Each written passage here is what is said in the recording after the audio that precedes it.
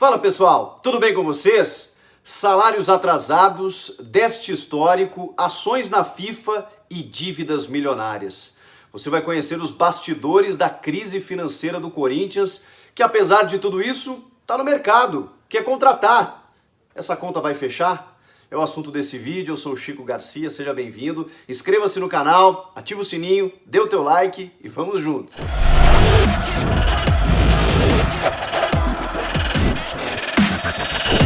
O torcedor deve estar se perguntando, né? Poxa vida, eu vejo um vídeo que o Corinthians está contratando o Jô, que está podendo vir o Alex Teixeira, que está monitorando o Paulinho, o Renato Augusto, o Tevez, né? Em algum momento pode voltar. E de repente, dia após dia, uma enxurrada de notícias negativas relacionadas à questão administrativa do Corinthians. E o torcedor rival, né, que não torce para o Corinthians, deve estar pensando: como que o Corinthians ainda pensa em contratar, está no mercado nesse momento, com todas essas notícias que vêm à tona?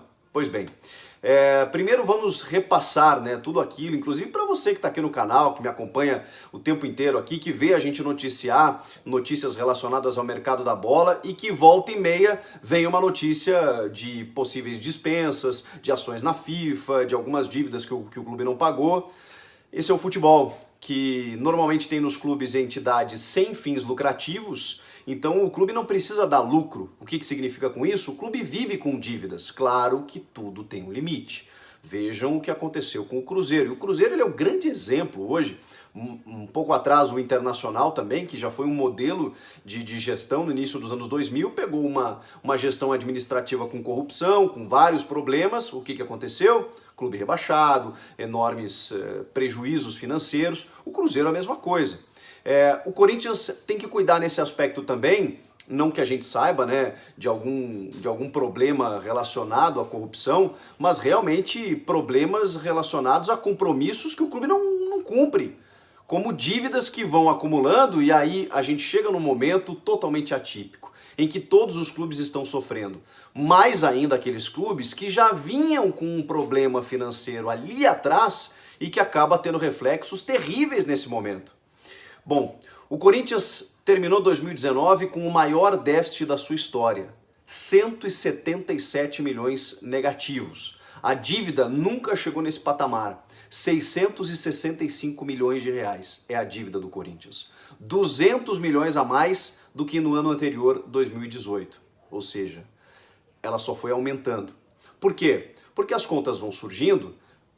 Normalmente os clubes dependem ou de cotas de televisão ou venda de jogador. Isso são as grandes receitas de um clube. Quando você não consegue prever isso no teu orçamento, além de premiações por avançar nas competições, você, quando, digamos, firma compromissos, contratando jogadores e tudo mais, chega um momento em que essa conta chega, né? E aí você, não tendo receita, você não consegue cumprir com aquele acordo. É mais ou menos isso, resumindo em linhas gerais, de forma até grosseira, mas mais simplificada para vocês, para que vocês possam entender o que vem vindo, né, do Corinthians nos últimos 2 anos até chegar nesse momento em que a gente sim enfrenta uma pandemia, com paralisação dos campeonatos, sem cotas de televisão, já não tinha bilheteria, porque o dinheiro vai para o fundo para pagar o estádio, mas também com patrocinadores cancelando os seus contratos, com sócios deixando de pagar mensalidade. Então, nesse leque de opções em que um clube normalmente vive para se sustentar, o clube perdeu muito dessa sua capacidade financeira e perde também linhas de crédito nos bancos para poder conseguir um empréstimo, o juro lá em cima, já tem uma dívida muito alta e vira uma bola de neve. A gente fala em clubes endividados aí, como o Cruzeiro, entre tantos clubes com uma dívida altíssima, que estão na casa de Botafogo, 1 bilhão de reais, né? 1 bi, 800 milhões. O Corinthians está logo abaixo, 665 milhões. E tem que cuidar para que isso não se torne algo muito mais grave a ponto de não conseguir pagar. E alguns compromissos que o Corinthians não conseguiu pagar nesse momento, eles estão gerando possíveis sanções na FIFA que podem prejudicar o clube ali na frente. Vamos lá, tem essa dívida do zagueiro Bruno Mendes, contratado junto ao Montevideo Wanderers. O Corinthians comprou o zagueiro por 3,5 milhões de dólares, pagou só 1 milhão. Vocês têm ideia do que significa 2,5 milhões de dólares para um clube do Uruguai? Se a nossa moeda está desvalorizada, imagine o peso uruguaio.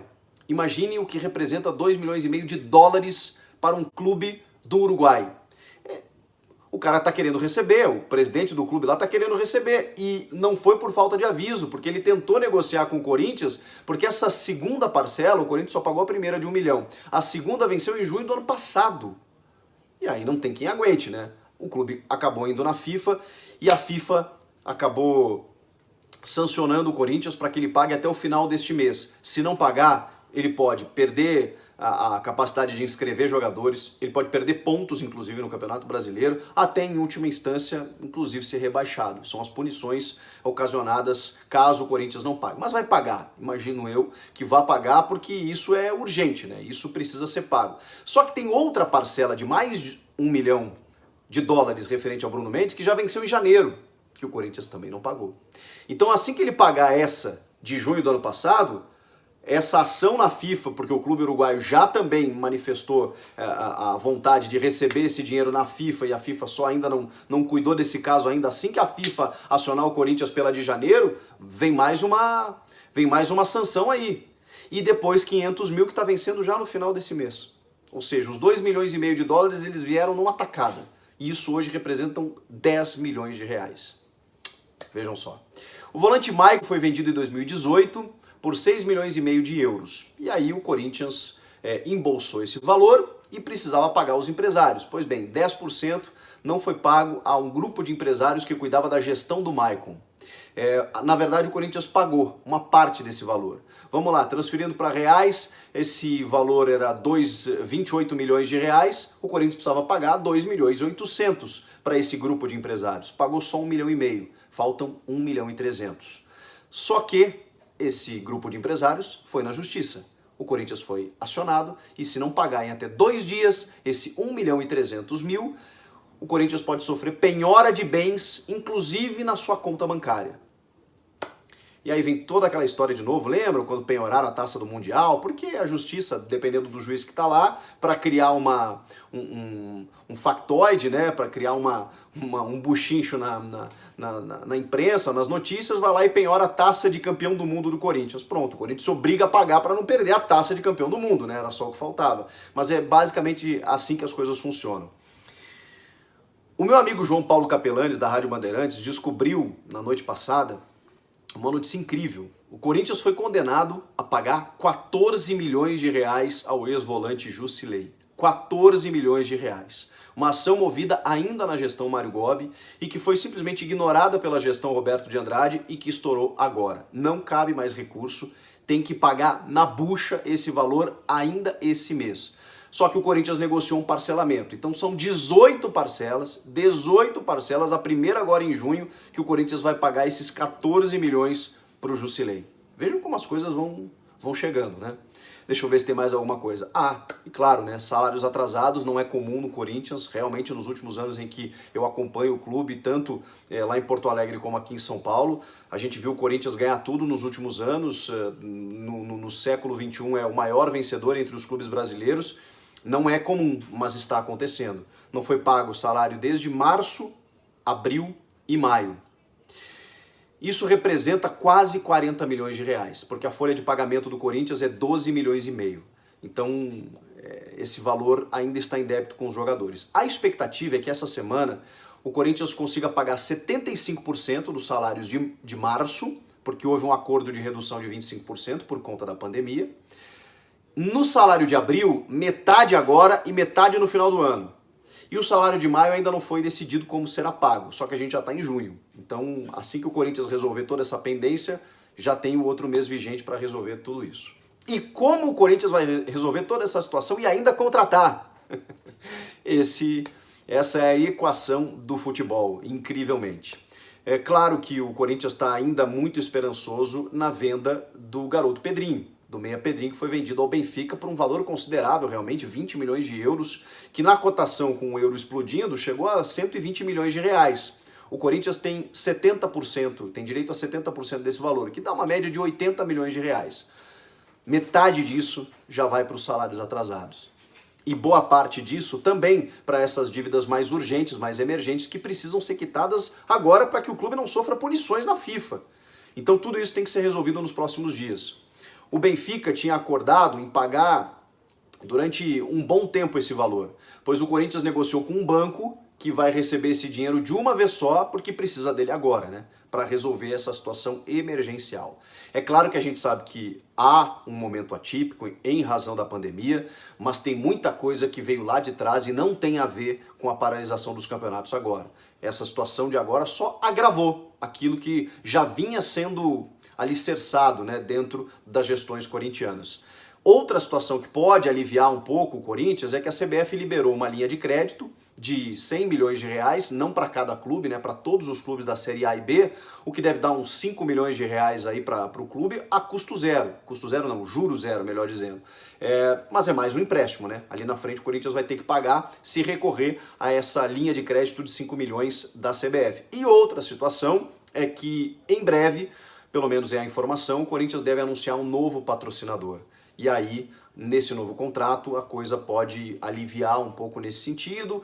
Há uma previsão muito breve de que o futebol volte a rolar e aí você volta a ter cotas de TV, a roda volta a girar e aí você consegue sim equilibrar um pouco as contas, mas assim, tem muito erro administrativo aí, né? De dívidas que não foram pagas e que vão deixando estourar, de situações que vão deixando chegar na FIFA, e isso não pode acontecer.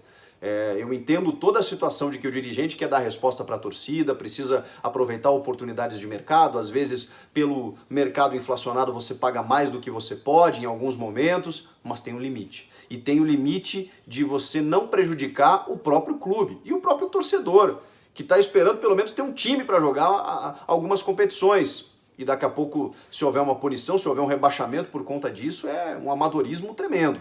Mas o Corinthians deve resolver essas situações nos próximos dias, especialmente com essa grana do Pedrinho, e centrar um novo patrocínio. E contrata por causa disso, porque a folha de pagamento aliviou uma parte com o Love e já compõe esse valor ali com o Jô, porque é uma necessidade, porque precisa reforçar o elenco também para ser competitivo, porque se também não ganhar vai sofrer muito com perda de sócios, com protesto da torcida, com críticas da imprensa e tudo isso que vocês já sabem. Então esse é o desafio do dirigente, ele precisa pagar a conta, mas ele também precisa ganhar título. E aí, o que faz? Comenta aqui embaixo o que vocês acham dessa história toda, inscreva-se no canal, eu volto na próxima. Tchau!